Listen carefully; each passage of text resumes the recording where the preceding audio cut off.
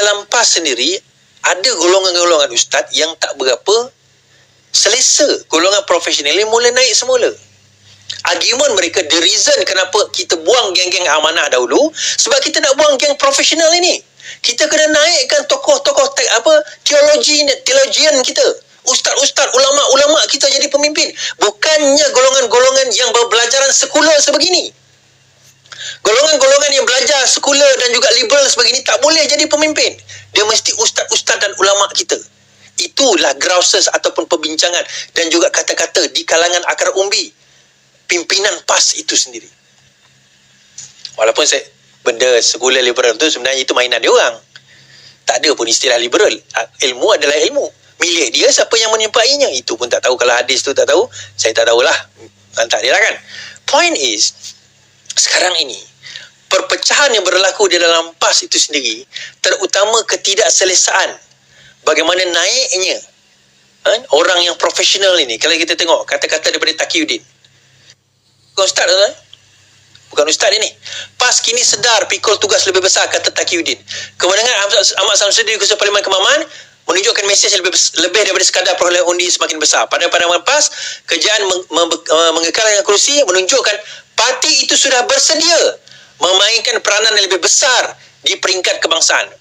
PAS bersedia memikul tanggungjawab di peringkat nasional apabila keadaan menghendaki, susulan kegagalan berterusan putrajaya yang memastikan rakyat dan negara terlindung daripada kesan negatif tidak tanduk kerajaan sendiri maupun perkembangan yang berlaku di luas dunia. Dia sentuh soal kerajaan, dia sentuh soal pembangkang Hamzah Zainuddin yang tak function. Dan yang kedua, tuan-tuan, saya nak tanya tuan-tuan, di kalangan ahli parlimen PAS, siapa yang layak untuk menyelesaikan masalah ekonomi? Siapa yang layak untuk menyelesaikan masalah ekonomi, tuan-tuan? Di kalangan pemimpin PAS ni, siapa yang layak? PAS duk kata, negara kita menjunam, negara kita tak elok, negara kita tak... Siapa yang layak di kalangan ahli pemimpin PAS untuk menyelesaikan masalah ekonomi?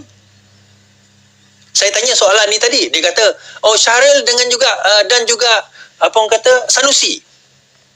Saya kata Syahril tu pun bila Rafizi tanya macam mana nak selesaikan 1.5 trilion hutang negara pun dia tak boleh jawab.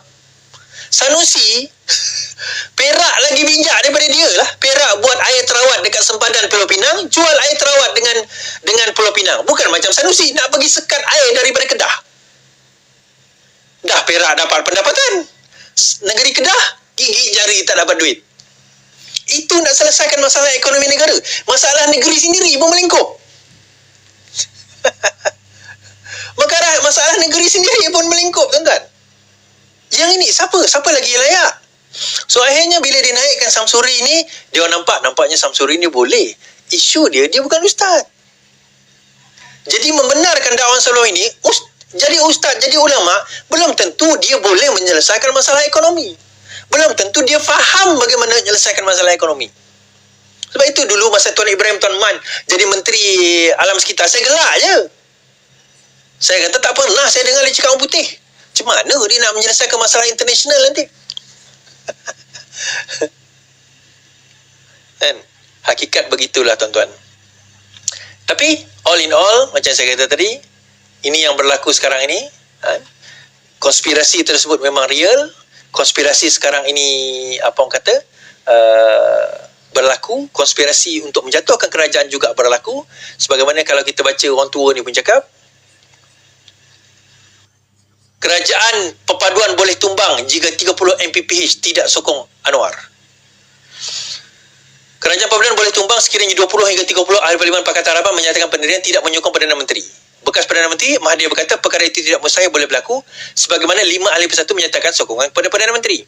Saya fikir mudah saja. Hari ini kita lihat 5 daripada orang bersatu menyatakan sokong Anwar. Dengan itu Anwar kuat. Kita juga boleh adakan 20 hingga 30 yang sekarang ini menyokong Anwar, buat kenyataan kami ahli keadilan DAP tapi tak sokong Anwar. Itu demokrasi. Demokrasi kerajaan bergantung kepada sokongan daripada majoriti. Kalau tiada majoriti, tiada kerajaan, tapi mereka tak nak lompat, tak dapat duit, kira duit dululah katanya. Menjawab persoalan ini, betul lah, saya setuju. Kalau nak kira possibility, kemungkinan, kita kata kemungkinan Mahathir akan join Pakatan Harapan sekali lagi pun boleh.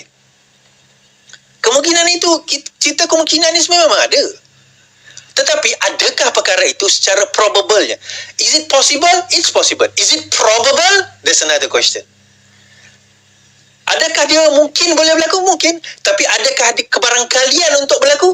That's another question. Probability untuk berlaku sangat tipis. Buat apa PH nak bagi sokong pula Perikatan Nasional?